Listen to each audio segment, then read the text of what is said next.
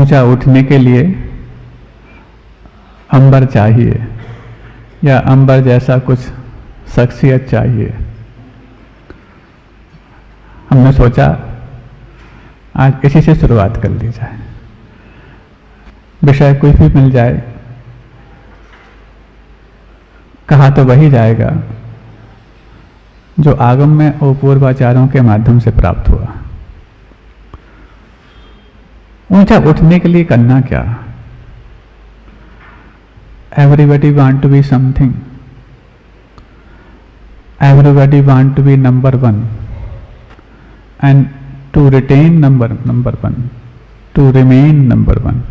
हर व्यक्ति ऊंचा बनना चाहता, अव्वल आना चाहता, और अव्वल आना चाहता तो फिर भी ठीक है, अव्वल बने रहना चाहता। अव्वल आने की कोशिश करना गलत नहीं है, लेकिन मैं अव्वल बना रहूं इसकी चाहत रखना कुछ एक अलग भाव पैदा कर देते। विद्यार्थी भी अपने जीवन में फर्स्ट रैंक लाना चाहते, व्यापारी भी अपने जीवन में बिल गेट्स से बढ़ करके और कुछ बनना चाहते, महिलाएं भी अपने जीवन में भले ही आज्ञा पालन करें ना करें, घर की सबसे आज्ञाकारी बहू है ऐसा अपने आप में सौभाग्य पाना चाहते। होता है, यहां तक कोई दिक्कत नहीं, लेकिन हम आज्ञाकारी बने ही रहें और दूसरा आज्ञाकारी बने तो उसके लिए हम कुछ अलग प्रयास करें तो ये कहीं ना कहीं कुछ गलत मानसिकता लाता। और इसी गलत मानसिकता के कारण ही आज तक का अपना संसार आज तक बरकरार है। संसार को बनाने के लिए कुछ अलग से रॉ मटेरियल लाना पड़ता, वैसा नहीं है। जैसे अपने घर को बनाने के लिए, शहर को बनाने के लिए कंस्ट्रक्शन मटेरियल लगता है, संसार का कंस्ट्रक्शन करने के लिए कुछ अलग लगता हो? नहीं। ना कोई विशेष आर्किटेक्ट लगता, ना वास्तु लगता, ना रॉ मटेरियल लगता, ना लेबर लगती। सिर्फ मात्र हमारे अंदर का एक ऐसा भाव, जो भाव यदि संसार को नाश करने का नहीं हो पाया तो पक्का संसार बनाने का अवश्य हो जाता। दो ही भाव तो हैं, एक भाव वो जो संसार को नाश करता है, और यदि उस भाव को नहीं पा पाए तो संसार अवश्य बढ़ता है। संसार बढ़ाने के भाव बहुत सारे हैं, हो सकता है संसार को नाश करने वाले भाव बहुत कम हैं, इसलिए शायद वो बहुत दुर्लभ हैं, और जो बहुत ज़्यादा हैं उनकी सुलभता के कारण ही आज तक जो चीज़ हमें सुविधा से प्राप्त होती रही उसी का उपयोग करते, जो बनता चला गया हम बनाते चले गए।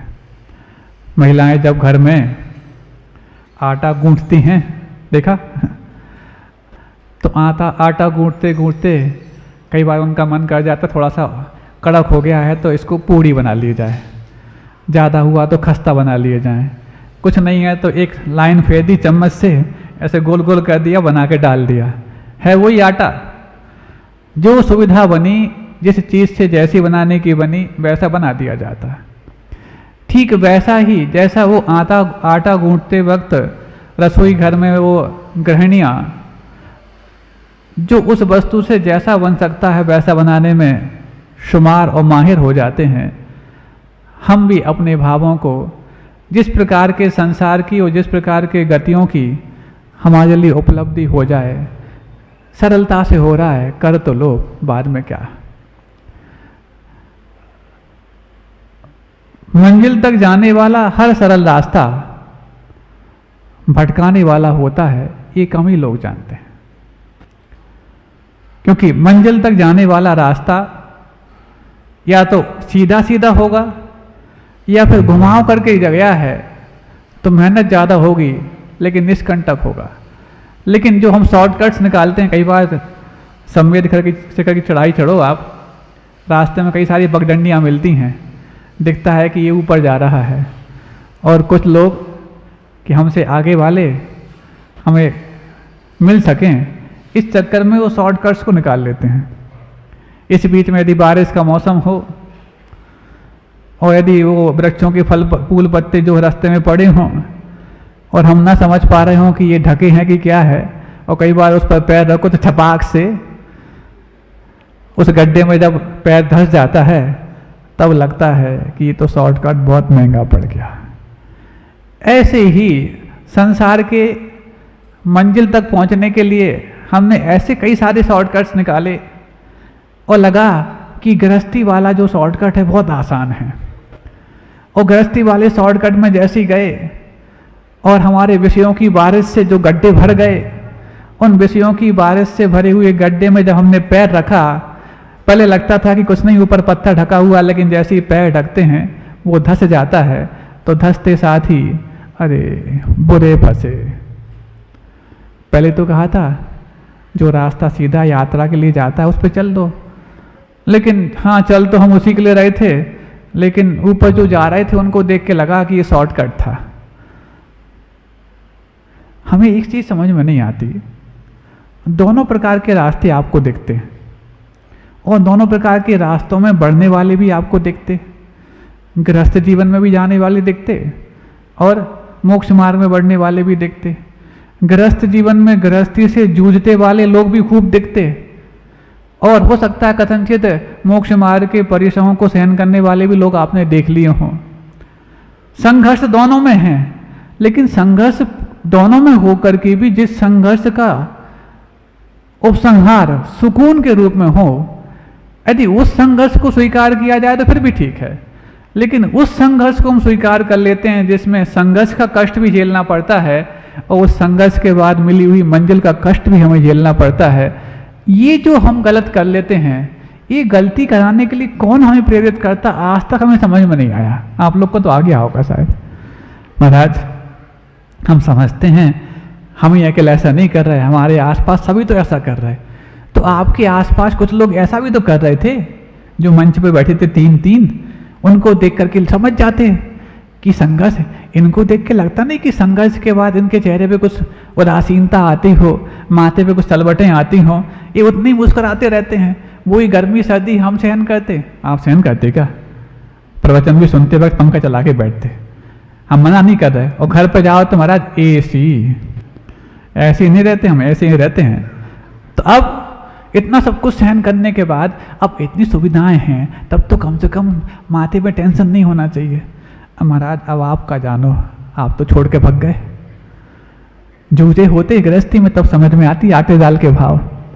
हाँ, आटे दाल के भाव तो हमें नहीं मालूम, लेकिन आटे और दाल का स्वाद जो होता है वो ओरिजिनल सिर्फ हमें मालूम, क्योंकि आप लोग तो आटा और दाल में भी कुछ ना कुछ मिला के खाते हो, या तो उसमें मसाला मिलाते हो, चाहे उसमें नमक मिलाते हो। कभी तुमने आटे का असली स्वाद जाना?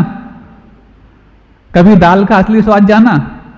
मसाले का स्वाद जानते हो, ग्रेवी का स्वाद जानते हो, और जो उसके माध्यम से मिलने वाला ओरिजिनल स्वाद आज तक नहीं जाना होगा। जैसी वो ओरिजिनल स्वाद तुम्हारी जिह्वा पे आता है, थू थू करने लग जाते हो। लेकिन साधु हर चीज की ओरिजिनलिटी से परिचय प्राप्त करता है, और जैसे ही उसमें कुछ मिलाने की कोशिश की जाती है उसको पहले अलग करवा देता है। यही तो मात्र अंतर है एक सन्यासी में और एक संसारी में। संसारी और सन्यासी दोनों संसार में ही रहते, ऐसा नहीं कि सन्यासी मोक्ष में रहता हो, अभी वो भी संसार में ही है, और संसारी भी संन्यास में रहता, संसार में रहता, लेकिन दोनों में उनकी मानसिकता में जमीन आसमान का अंतर होता है। जब संसारी संसारी से मिलता, पूछता कैसे हो, सब कृपा है। कौन की कृपा है? आपकी कृपा है। तो आप हमारी कृपा से क्या कष्ट पा रहे हो? वो अपनी बारे में बताकर खुश है, ये उसके बारे में पूछ करके खुश है। दोनों आमने सामने जब मिलते हैं तभी मुस्कुरा देते हैं, उसके बाद सोचते हैं एक दूसरे के सामने तो मुस्कुराना भी एक बहुत बड़ा कष्ट है। अब जब मुस्कुराना भी कष्ट है, ये साबित हो जाए तो समझना उसी का नाम गृहस्थ है। नहीं है तो जो कष्ट में भी मुस्कुराना सीख जाते हैं वही सन्यासी माने जाते हैं, और जो मुस्कुराने को भी एक कष्ट मानते हैं वो संसारी माने जाते हैं। रोज कहते मुस्कुराओ मुस्कुराओ, लेकिन आधा प्रवचन होने के बाद इनको याद आती कि हाँ मुस्कुराना था, इसी के लिए नाम तो संसारी है। अब संसारी और सन्यासी में क्या अंतर? इतना ही अंतर, एक और अंतर बता दे रहे आपको। संसारी को जब प्रशंसा मिलती है तो वो कर्म बंद कर लेता है, और सन्यासी को जब प्रशंसा मिलती है तो वो कर्ण बंद कर लेता है। कर्ण बंद करना और कर्म बंद करना, इन दोनों में बहुत बड़ा अंतर होता है। कान बंद करने पर वो कर्मों की निजरा कर डालता है, और तुम कर्म बंद करने पर कानों के माध्यम से सुनने लायक भी अपने आप को नहीं पाते हो। इतना ही अंतर है। अब जब ये बात मन में आई कि ऊंचा उठना है, शुरुआत अपन ने इससे की थी, टू बिकम ए नंबर 1, बहुत अच्छी बात है, लेकिन टू रिमेन द नंबर 1, यहीं से दिक्कत होती है। हम रिमेन क्यों करना चाहते, रिटेन क्यों करना चाहते? अरे तुम उसके लिए मेंटेन करते तो ठीक थी, लेकिन टू रिटेन द नंबर 1, महाराज मेंटेन करने से रिटेन कर पाएंगे उसको? हाँ, मेंटेन करो आप नंबर 1 को नहीं, नंबर बनने के बाद जो आपके अंदर गुण हैं उनको। और यदि तुम उन गुणों को यदि मेंटेन करते गए तो नंबर 1 बनने से आपको कोई रोक सकता नहीं। अब देखो, जो अपने भगवान हैं, जो वेदिका पे विराजमान हैं, उन्होंने कभी भी मैं अव्वल बन जाऊं, मैं वेदिका पे विराजमान हो जाऊं, इसकी कभी चाहत नहीं रखी थी।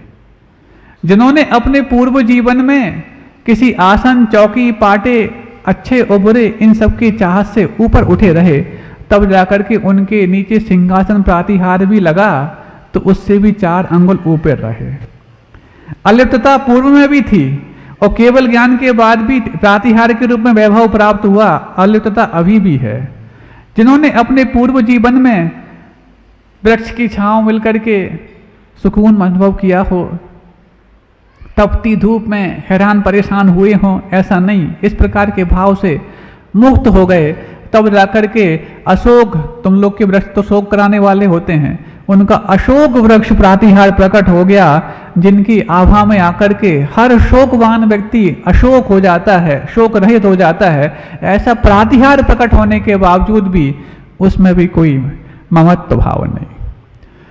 जो दूसरों की प्रशंसा को सुनकर क्या कहा, प्रशंसा के शब्द जल्दी एक बार में सुनने में नहीं आते, और निंदा यदि कोई खुश पचा के भी कर रहा हो तो अच्छा तो हमारे बारे में ऐसा कह रहे थे, जबकि वो कुछ और बात कह रहा हो तो भी हमसे दूर जाके बात कर रहा है, इसका मतलब हमारी निंदा ही कर रहा होगा।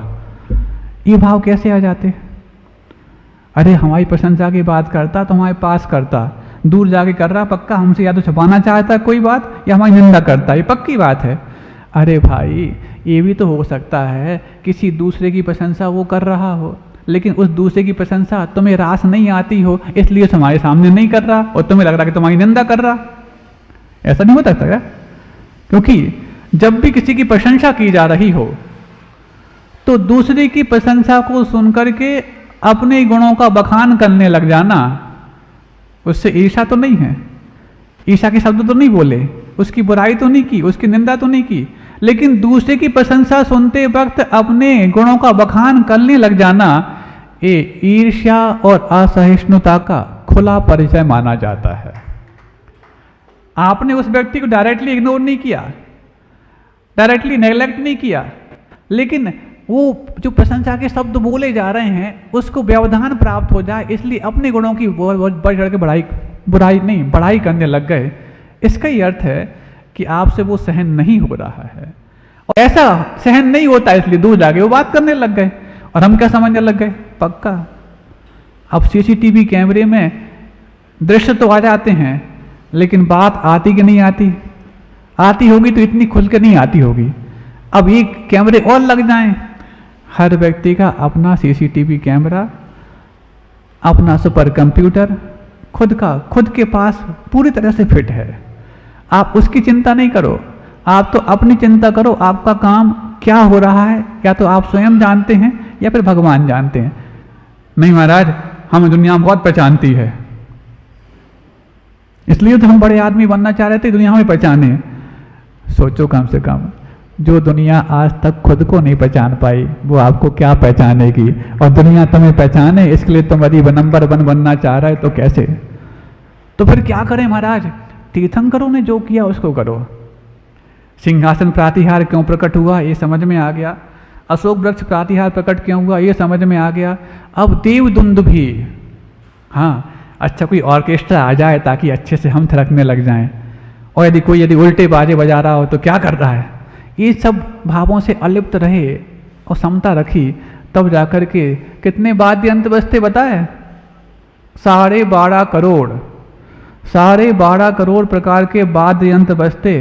तुम्हारे यहाँ 12 बज जाए तो कानों की 12 बज जाए, लेकिन 12.5 करोड़ बजते हैं तो भी किसी प्रकार से कानों को कर्कश नहीं लगता, कठोर नहीं लगता, और एक दूसरे की आवाज़ बिल्कुल सामान्य से सुनने आता है। हाँ, अब ये बांसुरी बज गई, अब यहाँ पर तबला बज गया, अब यहाँ पर वीणा बज गई, सब बिल्कुल व्यवस्थित समझ में आते। ये प्रातिहार देवदुंदुभी प्रातिहार हो जाता। फिर और क्या, जिन्होंने हाँ आज तो अच्छी गंध आ रही है, कैसी बदबूदार है, हाँ बिठा दिया हमारे लिए, इस प्रकार के भाव जब नहीं रखे तब जाकर के पुष्प वृष्टि प्रातिहार, वाटिका में जाकर के नाक फुलाई नहीं और नाली के पास जाके नाक सिकोड़ी नहीं, तब जाकर के पुष्प वृष्टि, दिव्य पुष्प वृष्टि प्रातिहार प्रकट होता। और जिन्होंने अपने पूर्व जीवन में अथवा साधना के जीवन में क्या, सिंहासन तो हो गया, अशोक वृक्ष हो गया, देवदुंदुभी हो गया, हाँ अपनी भाषा समिति का निर्दोष पालन किया है।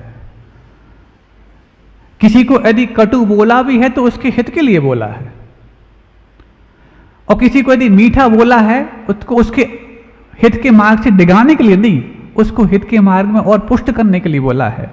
इस प्रकार की हित मित प्रिय भाषा समिति का पालन किया, सत्य महाव्रत का ध्यान किया, तब जाकर के उनके वचनों में ऐसी दिव्यता आ गई कि वही उनके लिए पूरे जन सामान्य के लिए ग्रहण करने योग्य बन गई, जिसका नाम दिव्य ध्वनि प्रातिहार्य हो गया। रास्ते में जा रहे हैं, कई बार गाड़ी के वो साइड मिरर में कैसा दिख रहा हूँ, थोड़ा हाथ फेर लिया ऐसे करते करते, जहाँ भी दर्पण दिखा, कई बार होता है, आपने कभी गौर किया? हम बात याद आ गई तो हम बता दे रहे।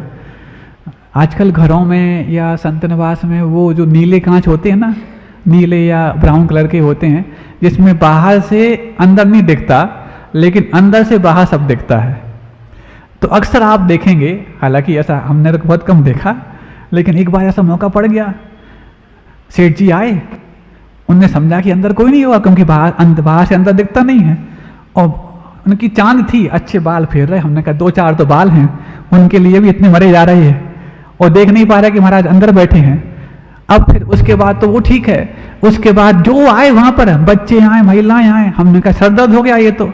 हमने कहा भाई हमारा कमरा बदलो, यहाँ पर तो लोगों ने ड्रेसिंग रूम बना लिया है। क्यों महाराज, कोई तो नहीं यहाँ पर, तुमने जो कांच लगाए हैं ना, ये यहाँ से अंदर से बाहर का सब दिखता है, लेकिन बाहर वालों को अंदर का नहीं दिखता, तो वहां सच में समझ में आ जाते हैं।